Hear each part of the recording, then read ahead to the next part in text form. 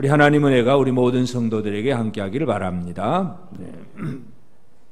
히브리서 기자는 예수 그리스도가 누구인가를 설명을 하고 그 예수님께 대한 믿음의 얘기를 11장에서 계속하고 있습니다. 그래서 이 히브리서 11장 믿음장에 대해서 24가지의 믿음의 모습을 여러분들에게 말씀을 드렸는데 제목이라도 기억을 하고 계시면 좀 도움이 될 것이고 제목도 전혀 기억도 안 난다면 좀 다시 성경 읽으면서 다시 좀 생각을 해볼 필요가 있습니다.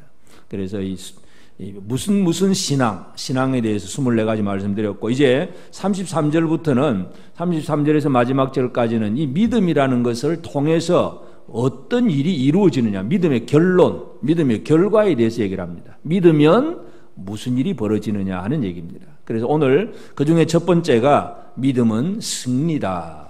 오늘의 제목은 믿음은 승리다.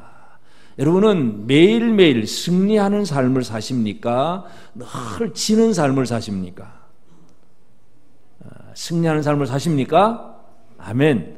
지난 한 주간 열심히 이기고 또 하나님 아버지 나 이기고 왔습니다. 이렇게 보고를 합니까? 아이고 또 졌습니다. 하나님 또 어떡할까요? 그냥 울면서 오는 겁니까? 주일 예배 승리의 보고자로 나왔습니까? 탄식하고 후회하는 자로 이 시간 나왔습니까? 승리하는 자로 나오신 줄로 믿습니다. 믿음은 승리다. 예수를 믿는 믿음의 결과는 뭐냐? 승리다, 승리. 이것을 얘기해 주는데 오늘 33절에서 보면 여기 이제 33절부터 마지막 절까지는 여러 사람들 얘기가 한꺼번에 막 섞여 있습니다. 그러니까 지금까지는 한 사람 한 사람씩 얘기를 했지만 이제 마지막 결론의 부분은 그런 승리는 한두 사람 문제가 아니고 믿음으로 많은 사람들이 승리했던 모습들을 한꺼번에 이제 얘기를 하는데 그래도 이제 좀 더 정리를 쉽게 하기 위해서 한두 사람은 집중적으로 우리가 생각할 수밖에 없는데 먼저 이 승리가 어떤 모습으로 왔느냐에 대해서 승리하는 자의 모습 첫 번째는 믿음으로 이제 그 나라들을 이기기도 하며 그들은 믿음으로 나라들을 이겼다. 나라들을 이겼다는 얘기는 전쟁을 해가지고 정복을 하고 땅을 점령을 하고 다른 나라들을 이제 물리친 그 전쟁 얘기. 여호수아가 그 가나안 7족속을 멸하고 그 지역을 땅 차지하는 것. 전부 나라들을 이긴 것. 그게 전부 믿음으로 이루어진 일입니다. 다윗이 왕이 되어서 주변의 모든 나라들을 다 정복을 합니다.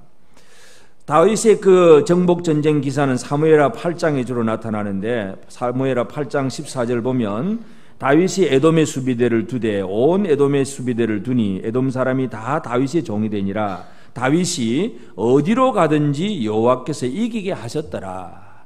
다윗이 어디로 가든지 이기게 하셨더라. 그래서 이 하나님이 주시는 그 믿음을 가지고 사는 사람의 특징이 뭐냐? 이기게 하시는 하나님. 승리를 누리는 것. 이것이 바로 믿음의 결론입니다. 물론 이제 이것을 잘못 오해를 하면 어떤 식이 벌어지냐 하면 이 전쟁, 정복하는 전쟁에서 승리다. 그래가지고 지금도 우리가 다른 나라를 치러 가자. 전쟁하러 가자. 이렇게 되어버리면 문제가 생깁니다. 왜냐하면 이스라엘 백성들이 가나안 땅을 차지를 했는데 사사시대 조금만 넘어와서 보니까 또 이 가나안 땅에 우상 숭배가 들어오고 막 이방 혼인이 들어와가지고 또 타락을 하고 결론적으로 또 나중에 가서 보면 유다 왕국 북이스라엘도 망하고 유다 왕국도 망하고 성전도 다 파괴되어 버리고 뭔가 이 차지하고 이긴 것 같은데 다 잊어버릴 때도 있다는 얘기예요. 그러니까 진짜 이김은 무엇에 대한 이김인가를 잘 이해를 하셔야 됩니다. 이 겉으로 나라들을 이기며 하니까 나는 이제 누구 어떤 나라 이겨야지 이 얘기가 아닙니다. 지금도 이 이슬람 그런 사람들은 문자적으로 막 자기 알라의 힘으로 막 정복을 하고 이기고 막 그런 전쟁을 지금도 계속하고 있잖아요. 특별히 요즘도 IS 같은 사람들 그냥 계속 전쟁하고 정복하고 이기려고 하는 전부 속에는 탐심이 가득하고 속에는 자기 욕심이 가득하면서 나라들을 이기는 게 그 신의 뜻이다 알라의 뜻이다 그렇게 얘기하는 거. 그건 성경을 비슷하게 알면서도 문자적으로 해석을 해서 그렇습니다. 진정한 승리는 나라들을 이겼다고 할 때에 단순히 어느 땅을 차지하고 어느 민족을 이겼다는 그런 외형적인 문자적인 얘기가 아니라 우리 마음속에 스며드는 이 악한 사탄의 세력, 잘못된 생각들, 유혹들 이런 세속적인 것들을 이겨야 제대로 나라를 이겼다. 그렇게 얘기를 할 수가 있습니다. 그래서 믿음의 승리는 뭐냐 하면 나라들을 이기고 그 다음에는 의를 행했다 그래서 의를 행했다. 승리는 의를 행하는 것이 바로 승리입니다. 의를 행한다는 얘기가 뭐냐 하면 이 세상에 불의가 가득해요. 이 잘못된 불의가 가득한 곳에 하나님의 의를 행하는 거예요. 왜 하나님의 의를 행하는 것이 승리하면 하나님의 이름으로 예수 그리스도 이름으로 이 땅에서 하나님의 의를 행동하는 것은 바로 세상 사람들을 하나님의 뜻대로 심판하는 것이 됩니다. 심판. 신명기 9장 5절에 보면 네가 가서 그 땅을 차지함은 내 공의로 말미암음도 아니며 내 마음이 정직함으로 말미암음도 아니요 이 민족들이 악함으로 말미암아 내 하나님 여호와께서 그들을 내 앞에서 쫓아내심이라. 여호와께서 이같이 하심은 내 조상 아브라함과 이삭과 야곱에게 하신 맹세를 이루려 하심이니라. 그러니까 모세가 이스라엘 백성들이 이제 가나안을 이길 것인데 왜 이길 수 있느냐? 너희들이 착하고 의로워서가 아니라 그 사람들의 죄악 때문에 그들이 망할 것이다. 그러니까 이 백성들이 나가서 가나안 정복 전쟁을 할 때 우리는 의롭고 저 사람은 불의하고 그래서 이 정복 전쟁을 하게 되면 그건 참 착각 중에 큰 착각입니다. 이 세상 사람들은 그렇게 해요. 예를 들어서 좀 가장 쉬운 예로 든다면 흔히 데모를 많이 하잖아요. 데모 많이 하면 외치는 구호가 뭐예요? 대부분이 뭐냐 하면 나는 의롭고 너는 틀렸다. 그러니까 불의한 건 물러가라 막 나는 의롭고 나는 아무 잘못도 없는데 너희만 잘못됐다 이거예요. 진짜 우리가 하나님 앞에 어떤 사람인가를 알고 진짜 사랑이 있는 그런 의로움이 나타나야 되는데 세상에는 사랑 없는 공의만 참 많이 나타날 때가 있습니다. 그러나 하여튼 하나님이 승리를 얘기할 때는 하나님이 심판하는 그 일을 이루는 것, 그것을 바로 의를 행하는 것이다. 그렇게 얘기를 합니다. 그래서 우리가 지금 이 세상 속에서 열심히 하는 것이 하나님이 원하시는 일을 하고 있느냐 못하고 있느냐 이거예요. 진짜 승리는 하나님의 의를 이 땅에서 하나씩 이루어가는 것이 바로 승리하는 사람입니다. 여러분은 승리하는 삶을 살고 계십니까? 하나님의 의를 이루고 가고 계십니까? 하나님의 의가 뭐예요? 이 땅의 모든 죄인들이 이 캄캄함에서 죽어가는데 예수 그리스도를 보여주는 거예요. 우리가 잘 아는 요한복음 3장 16절에 뭐예요? 하나님이 세상을 이처럼 사랑하사 독생자를 주셨으니 왜 주십니까? 저를 믿지 않으면 멸망하지 않고, 그러니까 안 믿으면 멸망이고 믿으면 멸망치 않고 영원한 구원 영생이라는 얘기죠. 예수를 보여주는 것은 심판이에요. 믿을래 안 믿을래 이거예요. 그래서 믿으면 구원이고 안 믿으면 영원한 멸망. 물론 예수 믿기 이전에 모든 사람이 멸망이기 때문에 새삼스럽게 멸망 얘기할 건 없지만 그러나 멸망의 그 상태에서 예수를 믿음으로 구원받을 수 있도록 해주는 것, 이게 바로 하나님의 의를 행하는 일입니다. 승리는 하나님의 의를 행하는 것, 나라들을 이기고 의를 행하고, 그 다음에 세 번째는 뭐예요? 약속을 받기도 하고 약속을 받는다. 이 약속이라고 하는 것은 하나님이 주신 약속이잖아요. 그래서 이 승리의 삶은 하나님 주신 약속을 가진 사람이에요. 약속이 있다. 나라를 이기고 또 의를 행하는 사람은 또 그 믿음의 의 때문에 하나님의 약속을 더 마음에 잘 소유할 수 있는 그런 사람이 됩니다. 여호수아가 가나안 땅을 정복하는 것, 그건 하나님의 약속이 이루어지는 과정이고 그 최초의 약속은 아브라함에게 주신 것이죠. 창세기 15장 5절에 보면 그를 이끌고 밖으로 나가 이르시되 하늘을 우러러 무뼈를 셀 수 있나 보라. 또 그에게 이르시되 네 자손 이와 같으리라. 하나님이 아브라함에게 그런 약속을 주셨어요. 이 하늘에 이 별들을 한번 쳐다봐라. 네 후손이 이와 같이 될 것이다. 아브라함의 그 하나님의 약속의 말씀을 믿었다 그랬어요. 이 아브라함이 언제 믿었냐 하면 아브라함이 아직도 아들을 한 번도 낳아보지를 못했어요. 아들이 없는 상태. 아들이 없는 상태에서 그리고 이제 자기의 후계자는 자기 집안의 종들 중에서 제일 좀 똑똑한 엘리에셀이라고 하는 종을 자기 후계자로 지금 내심 생각을 하고 있습니다. 내 모든 건 이제 저 엘리에셀에게 물려줘야지. 이제 이 종을 생각을 하고 있는데 하나님의 말씀은 그게 아니고 야, 네 몸에서 날 아들이 그리고 그 후손이 하늘의 별처럼 많아지게 될 것이다. 근데 아브라함은 아니 지금 젊어서부터 아들을 잘 낳았으면 또 모르겠는데 아들 한번 낳아보지도 못했는데 하나님이 그런 말씀을 주는 거예요. 전혀 경험해 볼 수 없는 것을 주셨을 때도 그 약속을 믿었다는 얘기예요. 그게 바로 약속을 받는 거예요. 약속을 받는 것이 바로 믿음입니다. 그것이 여호수아 시대에 가서 가나안 땅을 정복하는 사건으로 나오고 또 더 많은 나라들을 정복하고 많은 민족들이 하여튼 이 아브라함의 후손을 통해서 나타납니다. 그러니까 이 믿음의 결론이 뭐냐면 승리인데 그 승리하는 그 삶의 특징은 바로 하나님의 약속을 받는 생활입니다. 여러분 하나님의 약속을 소유하고 계십니까? 하나님이 내게 뭐 해주겠다 약속을 가지고 계십니까? 이 약속이 없이 그냥 교회는 다니는데 하나님 뭐라고 말씀하는지 모르겠다 그러면 아직도 승리를 누리지 못하는 생활입니다. 우리는 승리하는 자, 승리를 누리는 사람이 되어야 됩니다. 오늘 우리가 이 믿음의 결론을 승리를 얘기할 때에 우리는 이미 승리한 사람이 되었다는 사실을 확인하는 것도 중요하고 주신 그 승리를 잘 누릴 줄도 알아야 됩니다. 어떤 사람은 승리가 있는데도 불구하고 이걸 누리지 못하는 사람이 또 꽤 많이 있습니다. 그래서 승리를 얼마나 잘 누릴 수 있느냐 이거 생각을 해야 되는데 하여튼 이 승리의 모습 나라들을 이기고 의를 행하고 그리고 약속을 받고 네 번째는 사자들의 입을 막기도 하며 사자들의 입을 막았다. 이 사자의 입을 막았다는 건 대표적인 사람으로 우리가 그 다니엘 얘기를 할 수가 있는데 이 다니엘이 이제 자기를 모함하는 사람들 때문에 사자굴에 빠져들어갑니다. 그 사자굴이라고 하는 것은 아주 극도로 제일 극악한 그런 이 죄수들을 처형하는 그 형벌이 바로 사자굴이에요. 이 깊은 굴을 만들어 놓고 거기에다가 굶주린 사자떼를 집어넣어 놓습니다.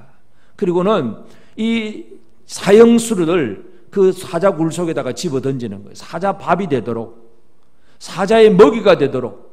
이 지금 굶주린 사자가 위에서 뭐 하나 떨어지니까 막 튀어 올라서 그냥 완전히 뼈까지 다 부스러뜨릴 그런 것이 바로 사자굴인데 다니엘이 그와 같이 그런 사자굴에 들어가는데도 하나님이 어떻게 하셨느냐. 다니엘서 6장 22절에 보면 나의 하나님이 이미 그의 천사를 보내어 사자들의 입을 봉하셨으므로 사자들이 나를 상해하지 못하였사오니 이는 나의 무지함이 그 앞에 명백함이오며 또 왕이여 나는 왕에게도 해를 끼치지 아니하였음이나이다.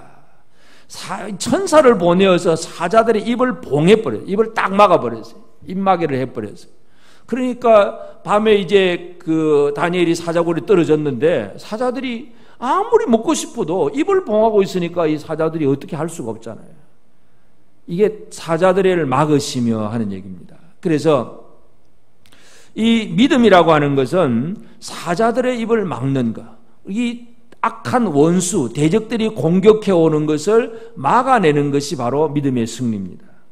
물론 사도 바울도 사자 얘기를 합니다. 디모데후서 4장 17절에 보면 주께서 내 곁에 서서 나에게 힘을 주시면 나로 말미암아 선포된 말씀이 온전히 전파되어 모든 이방인이 듣게 하려 하심이니 내가 사자의 입에서 건짐을 받았느니라.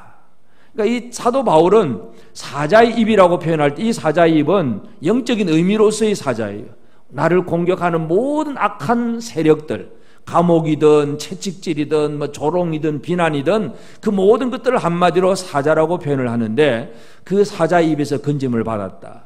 그러니까 이 영적인 의미에서 사자이든 실제적으로 동물, 라이언, 사자가 그냥 뜯어먹으려고 하다가 못 먹던 간에 다니엘은 실제적인 사자에게서 건짐을 받고 이 사도 바울은 의미를 가진 그 사자와 같은 아주 굶주린 사자 같은 그런 대적에게서 건짐받았다. 이것을 고백을 하고 있어요. 그래서 믿음이라고 하는 게 승리인데 그 승리가 뭐냐? 나라들을 이기고 하나님의 의를 행하고 그리고 하나님의 약속을 받고 모든 사탄의 어떤 공격으로부터 보호함을 받는 것. 이것이 바로 믿음의 승리입니다. 여러분 이 승리를 지금 누리고 계십니까? 누리십니까? 못 누리십니까? 나라들을 이기고 계십니까? 이기는지 안 이기는지 전혀 감이 없는 것 같아요. 의를 행하고는 계십니까? 하나님의 약속은 소유를 하셨습니까? 여러 가지 사탄의 공격에 시험에 대해서 견디고 이기고 계십니까? 이거 참 큰일 났네. 이제 11장 1절로 다시 돌아가야 돼. 믿음이란 뭐냐? 24가지 믿음을 쫙 말씀을 드렸는데 그게 있으면 이런 승리가 나오는 게 자동이라니. 결론이 믿음의 결론. 믿음의 결론은 승리예요, 승리. 이기고 살아야 됩니다. 그러면 우리가 완벽하진 않지만 이 다니엘 얘기를 했으니까 믿음의 사람이 이 승리를 어떻게 누리고 있는지 다니엘의 예를 들어서 한 번 더 살펴보고자 합니다. 다니엘은 참 아주 특별한 사람이에요. 특별한 사람. 유대 왕국이 멸망을 당할 때 이제 바벨론 제국에 의해서, 바벨로니아 제국에 의해서 포로가 되어 갑니다. 어릴 때 포로가 되어 가서 그 바벨론 제국에서 이제 왕의 환관처럼 그렇게 이제 살 수밖에 없는 처지인데 그래도 하나님의 도우심을 통해서 믿음으로 기도하고 이제 그 땅에서 하나님이 주신 지혜를 가지고 높은 자리에 오르게 됩니다. 총리가 됩니다. 그래서 바벨론 제국, 바벨로니아 제국에서 총리 대신으로서 이제 아주 지혜를 가지고 나라를 잘 다스렸습니다. 근데 이 세계 역사를 보면 이 아시리아 제국을 무너뜨린 것이 바벨론이고 바벨론 제국을 무너뜨린 것이 메데바사, 영어로 하면 페르시아 제국. 페르시아 제국이 이제 바벨론 제국을 무너뜨리는데 이 바벨론에 있던 이 다니엘이 그다음 페르시아가 이제 정권을 잡고 온 세계를 지배를 하는데 가만 보면 또 다니엘이 또 페르시아 제국에도 여전히 총리입니다. 이게 참 우리가 예를 들어 정권만 바뀌어도 한 나라 안에 정권만 바뀌어도 물론 그 정권이 바뀌고도 어떤 장관 자리를 그냥 한 번 더 해보는 사람 혹 있을 수는 있지요. 그러니까 있을 수는 있는데 이거는 민족도 아니고 나라 전체가 바뀌는 그런 변동 속에서도 옛날 바벨론 제국에서도 총리가 되었던 사람인데 메데바사 제국에도 또 이어서 총리가 돼요. 그만큼 다른 어떤 왕들이 다니엘을 그만큼 소중하게 여겼다는 얘기예요. 그만큼 이 다니엘은 진짜 이거는 진짜 충성심 있고 제대로 된 정직한 사람이구나. 이는 청문회 해볼 필요도 없어요. 이거는 완벽한 흠을 잡을 수가 없는 것이 바로 다니엘의 모습이었어요. 그런데 그 다니엘을 시기하고 모함하는 사람들, 자기가 이제 베르사 제국이 결국 공실인데 가만 보니까 전에 바벨론 제국의 총리가 또 여전히 총리가 되어 있으니까 다른 사람들이 별로 안 좋아할 건 너무나 분명한 사실입니다. 그래서 아무리 찾아도 흠을 찾을 수가 없으니까 이 다니엘을 잡을 국리가 가만 보니까 이거는 종교적인 신앙적인 명단이고는 잡을 길이 없습니다. 그래서 왕에게 이제 건의를 해서 지금부터 한 달 동안 왕 외에 다른 신에게 예배드리고 기도하면 그 사람은 사자굴에 집어 던져버립시다. 이 메데바사 제국의 모든 민족 모든 나라 사람들이 오직 다리오 왕 당신에게만 절해야 됩니다. 왕이 기분이 좋죠. 그 말 들으니. 그래서 조서에 도장을 찍어 주었습니다. 그 도장이 찍힌 걸 알고도 다니엘은 계속해서 기도합니다. 창문 열어놓고 사람들이 보라고. 그렇게 하면은 사자굴에 들어간다는 걸 알면서도 그렇게 얘기를 할 수밖에 없어요. 그게 다니엘의 신앙이고 결국은 잡혀서 사자굴에 들어갈 수밖에 없습니다. 왕은 다니엘을 아끼긴 하지만 다니엘이 그래 자기가 법을 선포를 해놓았기 때문에 이걸 어떻게 해볼 도리가 없어서 결국은 다니엘이 사자굴 속에 던져지게 합니다. 그리고 나서 밤새 이제 왕이 고민하고 슬퍼하다가 새벽에 일찍 사자굴로 찾아가서 다니엘을 불러봅니다.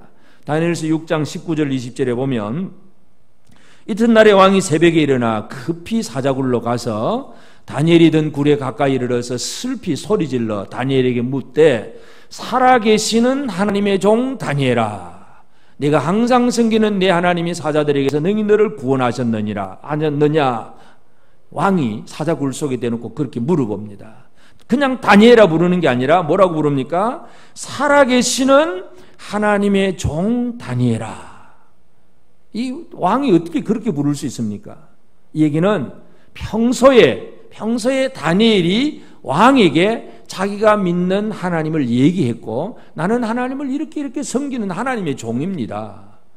왕을 섬기는 왕의 신하이기 이전에 하나님을 섬기는 하나님의 종이라고 하는 사실을 늘 얘기했고 하나님의 종답게 살려고 애를 썼던 것. 왕이 그걸 알고 있기 때문에 사자굴 속에 던져놓고 나서도 그렇게 얘기를 합니다. 그렇게 불러낸다는 얘기는 그 얘기가 바로 그겁니다. 그래서 이 승리하는 신앙, 승리를 누리는 삶은 뭐냐 하면 일반 그 일상의 삶 속에서 주변 사람들에게 이미 믿음의 사람이라는 것이 확인되어져 있습니다.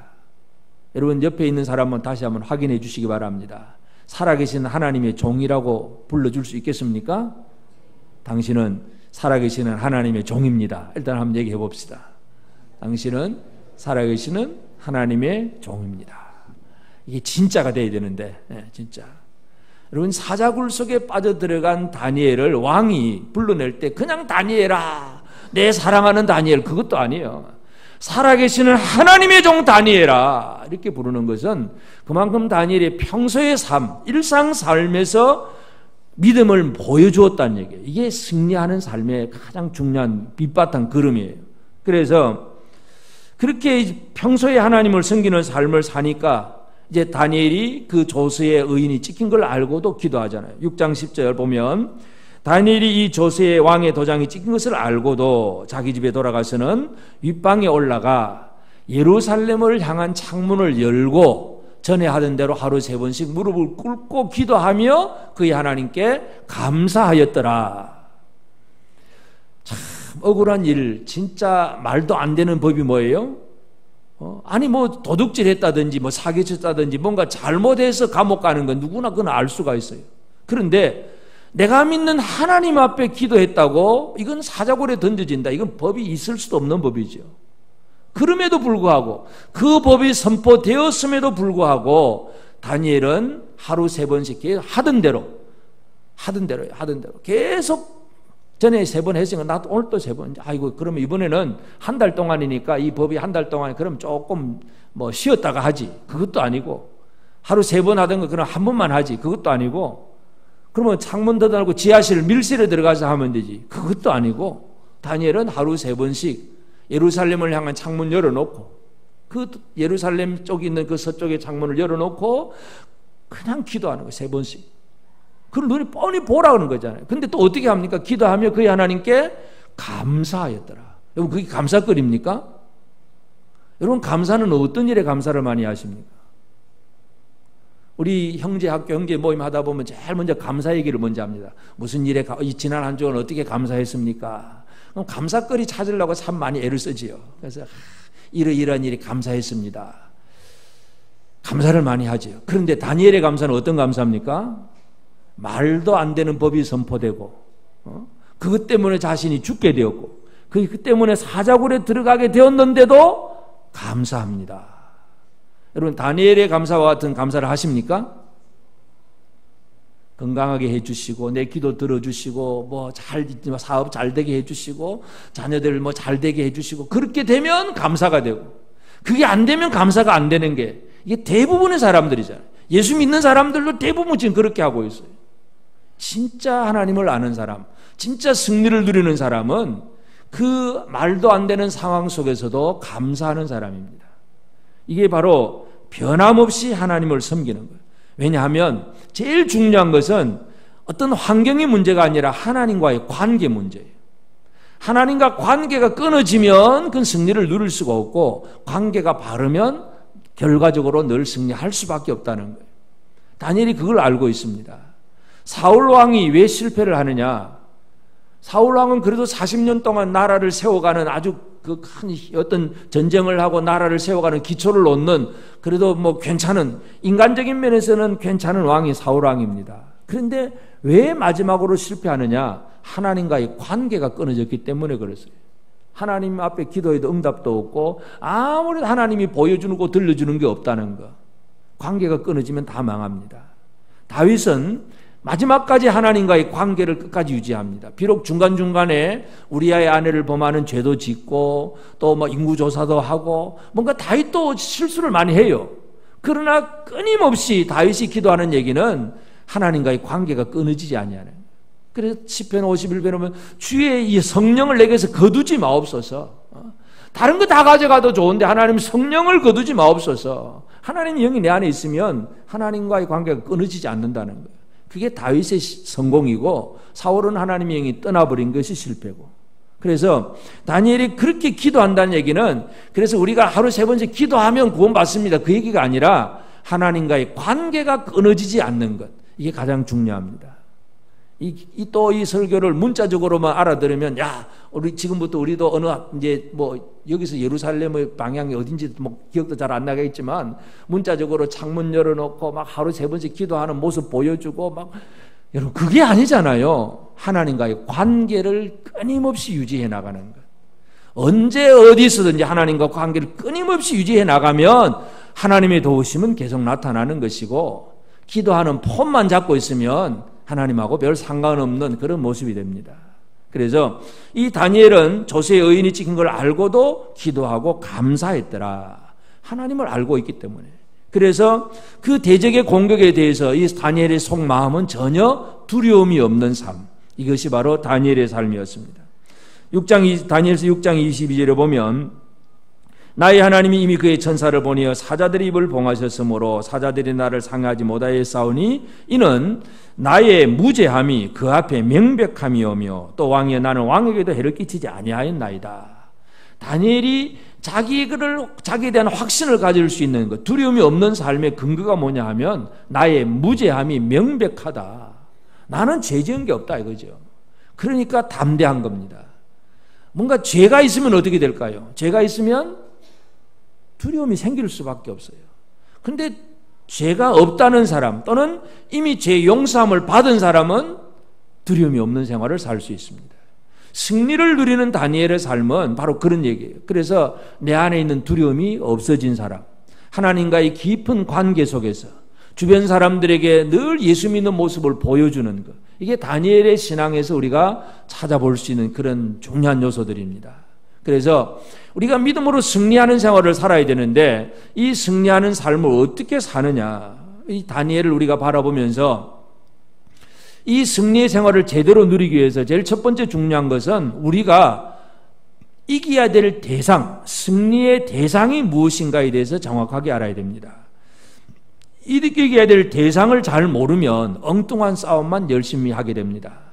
에베소서 6장 12절에 보면 우리의 씨름은 혈과 육을 상대하는 것이 아니요 통치자들과 권세들과 이 어둠의 세상 주관자들과 하늘에 있는 악의 영들을 상대함이라. 우리의 씨름, 우리의 싸움은, 예수 믿는 자들의 싸움은 무엇과 싸워야 되느냐? 사람과 싸우는 것이 아닙니다. 저 사람이 내보다 막 잘났으니까 경쟁하고 막 서로 모함하고 막 분쟁하고 이건 예수 믿는 사람의 모습이 아닙니다. 또는 또 뭐 저 사람 나를 핍박하고 모해하고 조롱하고 막 그런 사람이 있다고 해서 그 사람 붙들고 싸우는 것도 영적인 싸움이 아닙니다.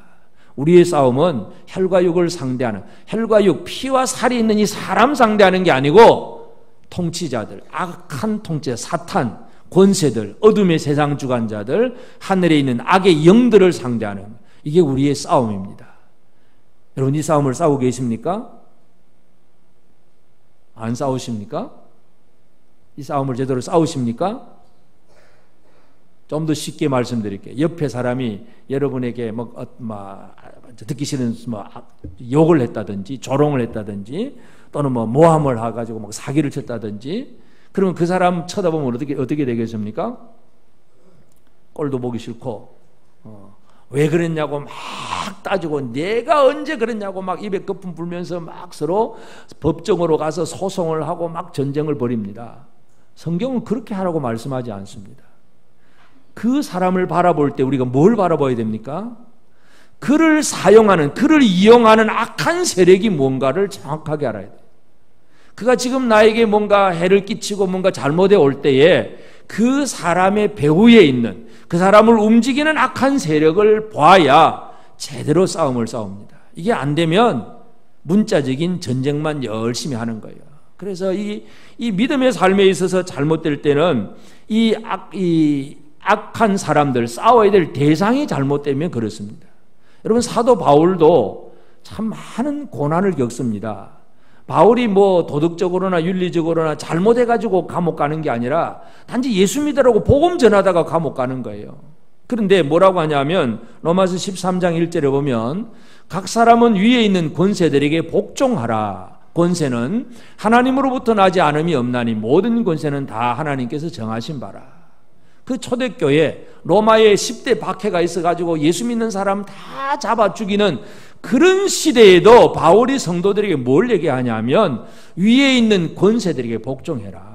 그 사람들 그 사람 앞에 그냥 정변을 일으키고 쿠데타를 일으켜서 왕을 쫓아내고 어떻게 해볼 독립전쟁 일으키고 그게 아니란 얘기예요. 진짜 싸워야 될 대상은 그 사람들을 움직이고 있는 악한 영들과의 싸움입니다. 이 싸움을 제대로 싸워야 됩니다. 악한 영들과의 싸움을 싸우시겠습니까?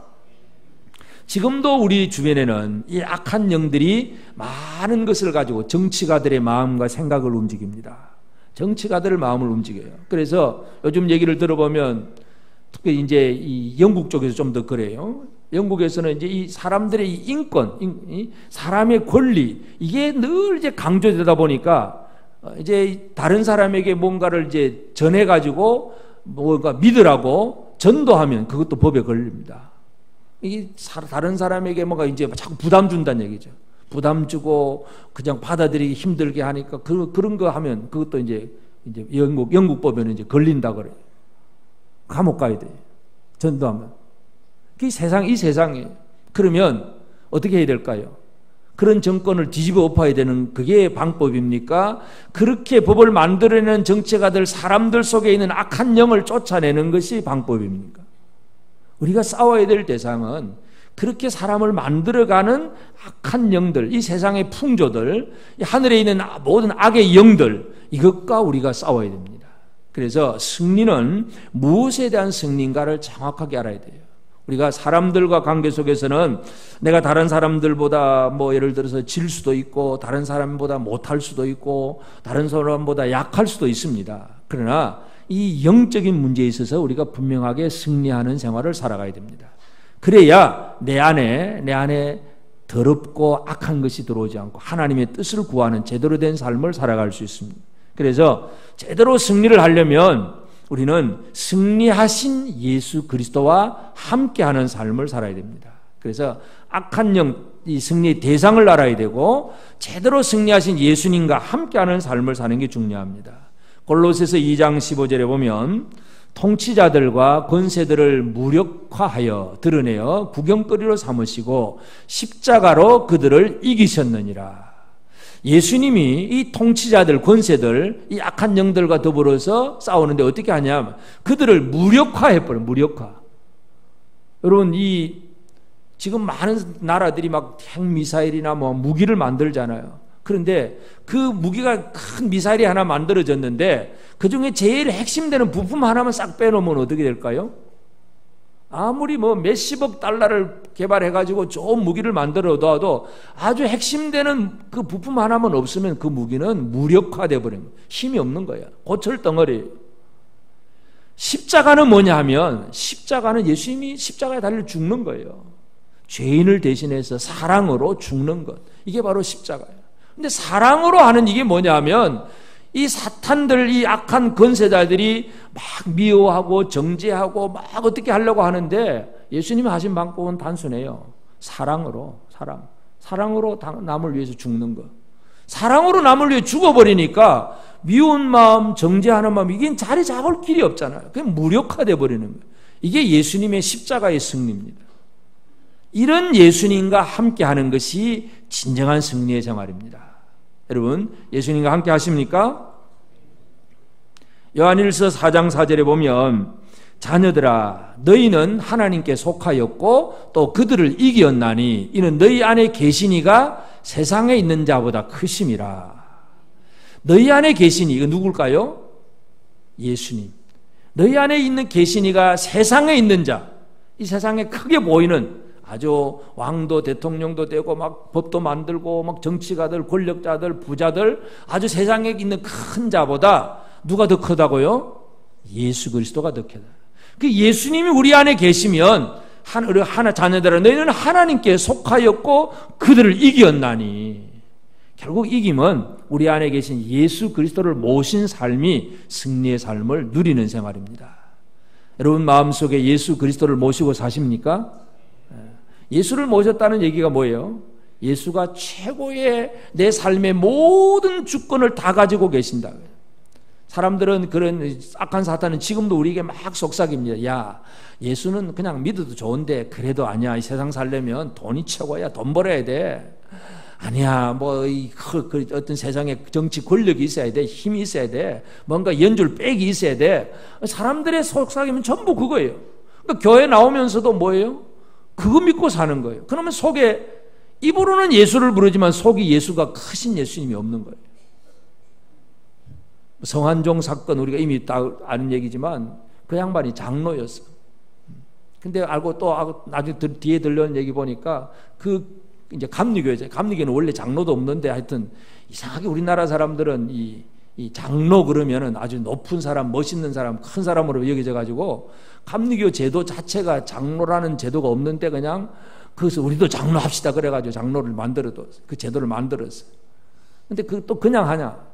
그 감리교 또 이제 그 감독인가 뭐 하여튼 연회장인가 하여튼 이 총회 쉽게 말해 총회장 선거 나가는데 선거 자금이 필요하니까 그냥 교회 안에서 뒷돈 다 대주고 그 장로 얻은 사람이 성환종이에요. 믿음으로 하는 사람이에요. 뭐 하는 사람인지 도대체 이해가 안 돼. 근데 그 진짜 심각한 문제는 뭐예요? 교회가 그걸 조장을 하고 있다는 얘기죠. 한국 교회가 철저하게 회개해야 될 문제예요. 돈 주면 돈 내면 장로 되고 돈 안 내면 장로도 권사도 안 되고. 우리 교회 장로 권사님들이 이제 토요일에 임직식을 하는데 참 다행스럽게 생각하셔야죠. 돈 얼마 내면 장로 시켜준다 그러면 더 가난한 사람은 우리 교회 장로 못 됩니다. 한 뭐 1,000만 원 1억씩 내면 시켜줄게 그러면 어떻게 하겠어요? 그래도 하고 싶은 사람은 또 있어요 사실은. 그래서 교회가 망하는 거지만 여러분 참 문제가 뭐냐, 이 악한 사탄들은 우리 안에 뭐가 최고인가에 대해서 자꾸 엉뚱한 얘기를 하는 거예요. 예수가 제일이다가 아니라 그래도 돈이 있어야 돼, 힘이 있어야 돼, 권력이 있어야 돼, 뭐 이거 따지고 쳐다보게 하는 거.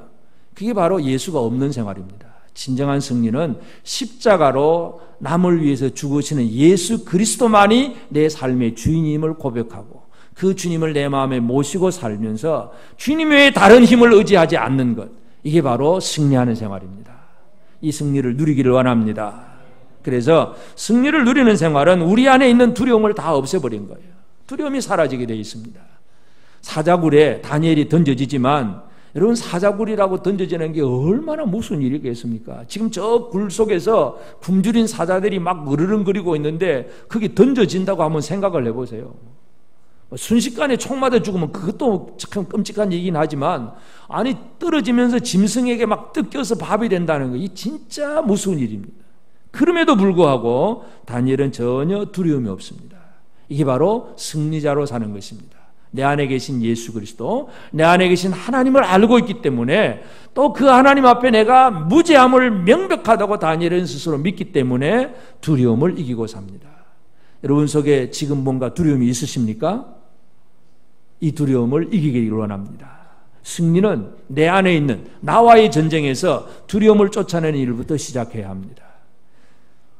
요한복음 16장 33절에 보면 이것을 너희에게 이르는 것은 너희로 내 안에서 평안을 누리게 하려 함이라. 세상에서는 너희가 환난을 당하나 담대하라. 내가 세상을 이겼노라.